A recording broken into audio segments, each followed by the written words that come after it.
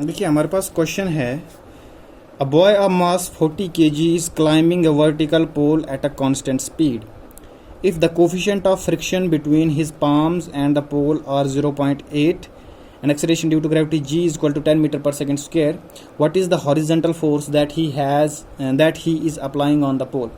मतलब क्या हुआ कि एक लड़का है जिसका वेट जो है, जिसका मास जो है 40 kg है, वो एक पोल पे क्लाइंब कर रहा है। ठीक है, तो देखिए जब भी कोई इंसान पोल पे क्लाइंब करता है तो वहाँ पर उसको फ्रिक्शन का सहारा लेना पड़ता है। ठीक है ना, क्योंकि जब आप पोल को क्लाइंब करते हैं, जब कोई इंसान पोल पे क्लाइंब करता है तो वो क्या करता है, अपने हाथों और पैरों से पोल पे हॉरिजेंटली फोर्स अप्लाई करता है।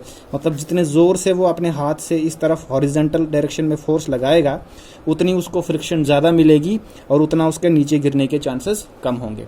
तो यही इसने क्वेश्चन पूछा है कि जो पोल पे लड़का चढ़ रहा है उसका वेट, उसका मास जो है वो 40 kg है। ठीक है, और कोफिशिएंट ऑफ फ्रिक्शन, अब उसके हाथ और उसके पोल के बीच में जो कोफिशिएंट ऑफ स्टैटिक फ्रिक्शन है वो हमारे पास 0.8 दिया हुआ है। ठीक है, और एक्सेलरेशन ड्यू टू ग्रेविटी की वैल्यू जो है वो जी की वैल्यू जो है वो 10 दी हुई है। हमें निकालना है कि उस लड़के को कितना हॉरिजेंटल फोर्स लगाना पड़ेगा, इस पोल पे कितना मिनिमम हॉरिजेंटल फोर्स को लगाना पड़ेगा जिससे कि वो नीचे ना गिरे और आसानी से ऊपर क्लाइंब कर सके। तो देखिए सोचने वाली बात है कि उसको इतना हॉरिजेंटल फोर्स लगाना पड़ेगा जिससे कि जो नीचे ग्रेविटी उसको खींच रही है, जिस फोर्स से ग्रेविटी उसको नीचे खींच रही है, वो फोर्स ओवरकम हो जाए। क्योंकि फ्रिक्शन, जब वो इस पोल पे चढ़ेगा और नीचे की तरफ जो है ग्रेविटी उसको खींचेगी, फ्रिक्शन उसको कैसे बचाएगी, फ्रिक्शन ऊपर की तरफ लगेगा। पोल और हाथ पैर के बीच में जो फ्रिक्शन होगा वो ऊपर की तरफ लगेगा। तो ऊपर वाला फ्रिक्शन फोर्स नीचे के ग्रेविटी फोर्स को कैंसिल आउट करेगा, तभी जो है वो पोल पे चढ़ पाएगा। प्रोवाइडेड कि ये फ्रिक्शन जो है कम से कम इस ग्रेविटी के बराबर होनी चाहिए।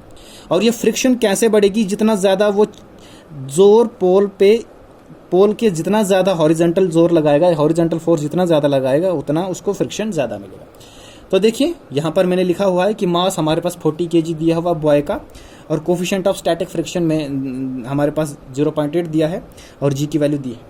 तो सबसे पहले मैं निकालता हूँ कि नीचे की तरफ उसको कितना फोर्स लगेगा। 40 kg का लड़का है तो नीचे की तरफ उसको ग्रेविटी किस फोर्स से नीचे खींच रही है, तो जाहिर सी बात है force equal to mass times acceleration होता है। तो नीचे का फोर्स आएगा mg, m की वैल्यू मैंने 40 डाल दी और g की वैल्यू मैंने 10 डाल दी। दोनों को मल्टीप्लाई करके 400 न्यूटन का फोर्स, मतलब नीचे की तरफ उसको 400 न्यूटन की फोर्स से नीचे अर्थ उसको खींच रही है, मतलब 400 न्यूटन फोर्स से वो नीचे गिर सकता है। अब वो गिर नहीं रहा है, पोल पे क्लाइंब कर रहा है, मतलब जो फ्रिक्शन उसको मिल रही है, इतनी फ्रिक्शन मिल रही है कि वो इस 400 न्यूटन फोर्स को ओवरकम कर सके। तो कम से कम उसको कितना फ्रिक्शन चाहिए, कम से कम उसको 400 न्यूटन का फ्रिक्शन चाहिए जो ऊपर की तरफ लगना चाहिए, तब जाके ये दो फोर्सेस कैंसिल आउट होंगी और वो यहाँ पे पोल पे टिक पाएगा।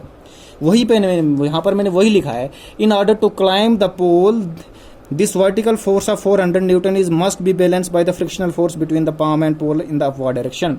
ये जो 400 न्यूटन का फोर्स उसको नीचे की तरफ लग रहा है, ये बैलेंस होना चाहिए फ्रिक्शनल फोर्स से जो ऊपर की तरफ उसको मिलेगा। ठीक है, अब ये ऊपर वाला जो फ्रिक्शनल फोर्स है, अब इसकी क्या वैल्यू होती है आपको पता है। फ्रिक्शनल फोर्स मतलब ये जो फ्रिक्शनल फोर्स है एफएस मैंने इससे डिनोट किया है, ये भी कम से कम कितना होना चाहिए, मिनिमम कितना होना चाहिए, 400 न्यूटन का।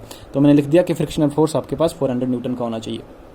अच्छा, लेकिन फ्रिक्शनल फोर्स का फार्मूला क्या है, coefficient of static friction multiply by normal reaction. अब नॉर्मल रिएक्शन यहाँ पर क्या होता है, जब ग्राउंड पे ऑब्जेक्ट होता है नॉर्मल रिएक्शन उसका वेट होता है, लेकिन यहाँ पर वो कंडीशन नहीं है। यहाँ पर सरफेस ऐसे रखे हुए हैं तो नॉर्मल रिएक्शन फोर्स इस तरफ होगा।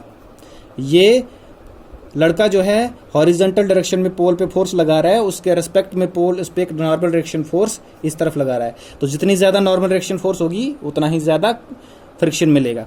तो आर की वैल्यू यहाँ पर ये है। ठीक है, तो देयरफॉर अब यहाँ से हमें यही नॉर्मल रिएक्शन हमें फोर्स निकालना है कि ये हॉरिजेंटल ये जो नॉर्मल रिएक्शन हॉरिजेंटल फोर्स होगा ये कितना होगा, ये हमें निकालना है।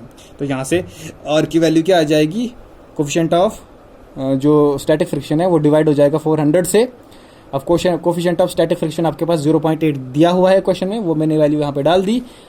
यहाँ पर 8/10 इसको लिख सकते हैं, 10 ऊपर आ जाएगा, 8 5 40 होता है, 50 आ जाएगा। 50 मल्टीप्लाई बाई 10 इज, ये 50 आना था इधर, 50 मल्टीप्लाई बाई 10 इज 400 न्यूटन का आंसर आ जाएगा। तो देयरफॉर लड़के को कितनी हॉरिजेंटल फोर्स लगानी पड़ेगी, 500 न्यूटन हॉरिजेंटल फोर्स लगेगी, तभी जाके 500 न्यूटन का नॉर्मल रिएक्शन प्रोड्यूस होगा, जिससे उसको इतनी फ्रिक्शन मिल जाएगी कि वो पोल पे जो है आसानी से चढ़ सकता है।